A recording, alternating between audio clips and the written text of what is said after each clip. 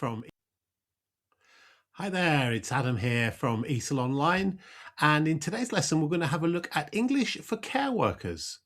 So if you're a care worker at the moment or you're planning to get a job as a care worker, hopefully this lesson will be useful for you. We're going to look at practical real workplace English. So I'm not doing any grammar, I'm not doing any general English. This is very, very specifically aimed at the sort of language that you will need when you are on your job working as a care worker. Okay, so today's lesson, you're going to be learning English for very specific workplace situations. Obviously, everybody's situation is different at work. I've tried to find some general situations. I'll explain at the end of the lesson about opportunities that you might have to be able to study individually, where you can use the English in your own personal, individual situations. In this lesson, we're looking at general situations that could happen in the workplace as a care worker. Okay, so the example are things such as when a resident refuses care, or when a resident is upset or confused, or when you're asking your colleagues for help. We're also going to look at reporting, an important part of the job, as you know. So the sort of language that is a very simple but effective way of reporting problems clearly. And we're also going to talk about speaking politely but confidently. Okay. So the first situation we're looking at is when a resident is refusing care. Common phrases that I'm sure you hear a lot, just simply no, or go away, or I don't want to shower, or don't touch me. What should you be thinking is your priority in responding to these? Well, as you know, you need to be staying calm, you need to be staying professional, and you need to use polite English. The good thing about this is that you're not having to learn complicated English phrases. In many cases, the simplest, most direct, and calm English is the best. So we're looking at what we would describe as soft and professional phrases. So things that are going to neutralize the situation. That's okay, we can try again later. No problem, let's take a break. Would you like to do it now or in 10 minutes? Would you like a different carer? I'm here to help you, not to force you. Very simple, direct English phrases. And when you need to show some respect, you just simply, I understand. You're in control. Reassure them. Thank you for telling me. Very, very simple phrases. It's better than saying nothing. It's better than getting stressed. Just having a few very simple, calming phrases that are in your mind that you can use will often be enough to just diffuse the situation. So, situation two is if the resident is upset or confused. Common problems in care work. Confusion may be caused from dementia, anxiety, anger, distress, shouting, crying.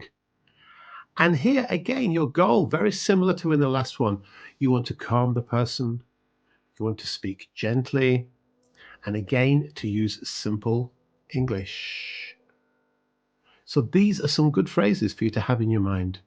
You're safe. You're not alone. I'm here with you. Take your time. Let's sit down together. I'm listening.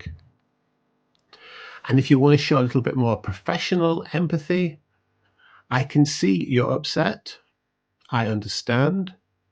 I'm sorry this is stressful. Can you tell me what's wrong? Again, very, very simple phrases, but very direct and calming. Third situation, asking a colleague for help. So a different dynamic, a different kind of relationship, so slightly different type of English that you're going to be using here. But still informal and polite and friendly. Can you give me a hand, please? An English idiom, just a phrase. Can you give me a hand? Can you support me for a minute? Can you come with me, please? Can you cover me for 5 minutes? Can you check this with me? And more urgent, if you're asking for help urgently, I need help urgently, please. Can you come now, please? Can you help me right now? So you're escalating the level of urgency, but still very simple English. Reporting, reporting problems. This is a nice, simple 4-step report formula for you to keep in your mind every time you have to sit down to log any kind of report. It's just 4 very simple questions. What happened? When? Who did it involve?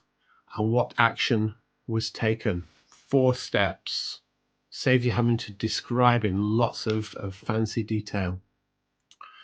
So let's look at this bit by bit in the 4 sections using useful reporting language. So the first one, what happened? Direct, simple English. Using past simple. I noticed. Or if you're going to use passive, there was an incident. Just directly in there, he or she refused. Then when? Obviously, it's going to be at around 2 p.m. or this morning or during lunch. It's a pretty straightforward one. Who? You may name the person involved, Mrs. Patel, for example.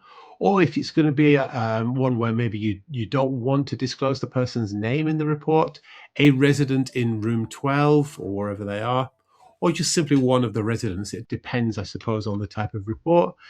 And then the action taken, what you did. I reported it to the nurse.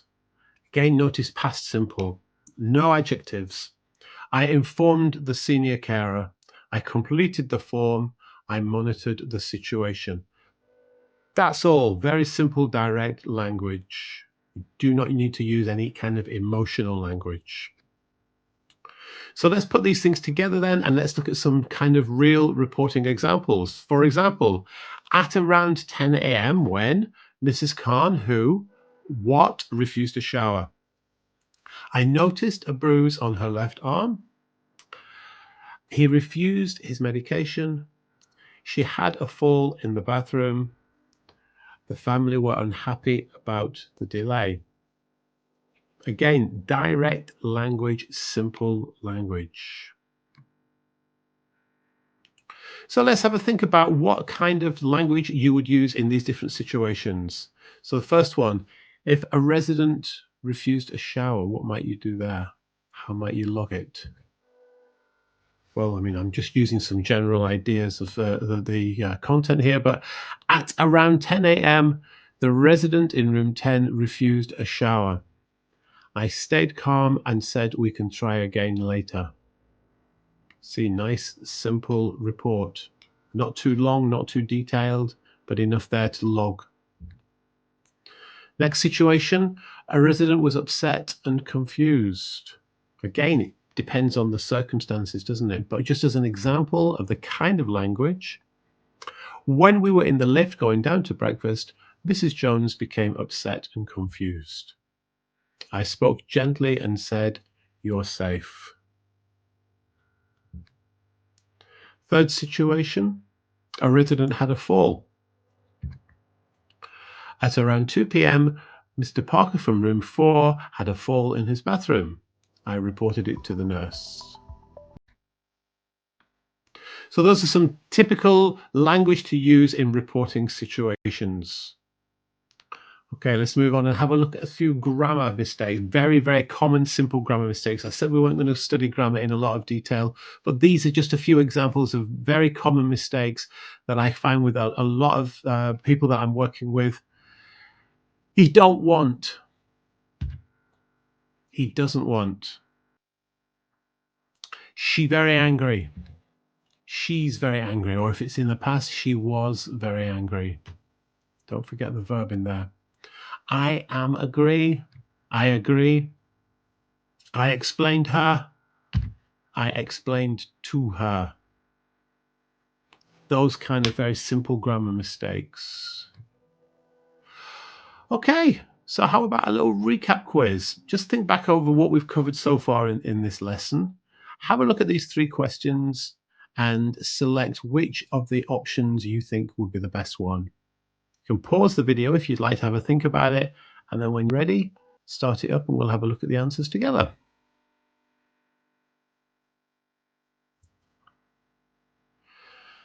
Okay, the first one. So the resident is saying no shower. How are you going to respond? Yeah, B. That's okay. We can try again later. It's calm language. Second one, you need help quickly. This is what you're asking for. Can you come now, please? Polite, but direct. And the third one, you're reporting a fall.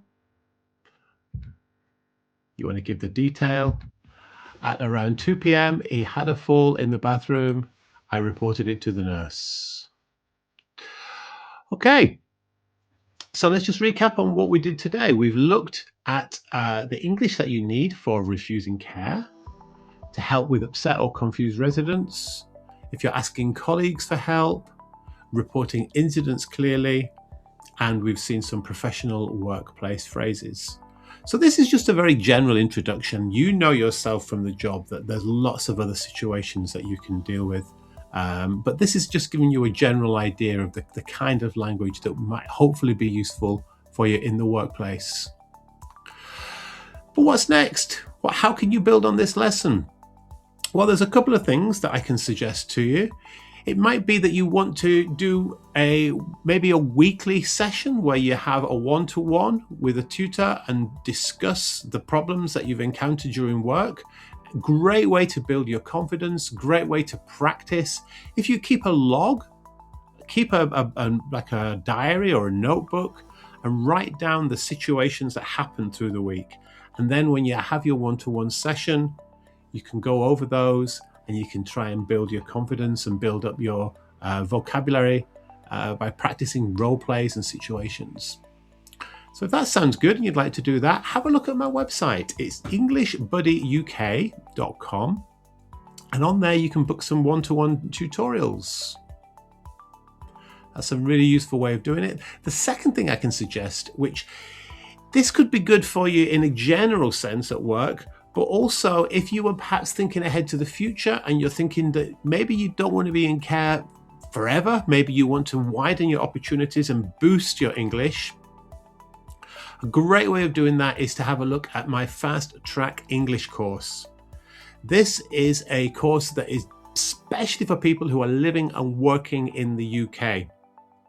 So it's very, very practical English that will help you to increase your confidence and your English ability in the speaking, reading, writing, grammar, vocabulary. A different topic in each lesson. Each lesson takes about 30 minutes. It's in units. It's different levels. Have a look on the website, on the ESOL online website. You can see the address at the bottom of the screen and I've put it there. See which course, which level would be best for you. And you can book unit by unit. They're not expensive. You can do a unit a week and you can progress very, very quickly. But this is the most practical, hands-on way of improving your English for the workplace and for your general life. Okay, so I hope this lesson has been useful for you. Good luck in your work. It's a very stressful job, so we are all grateful to you for the job that you're doing. Keep it up. Maybe I'll speak to you in the future, but certainly have a look on this site for more lessons and hopefully I will see you soon. Bye for now.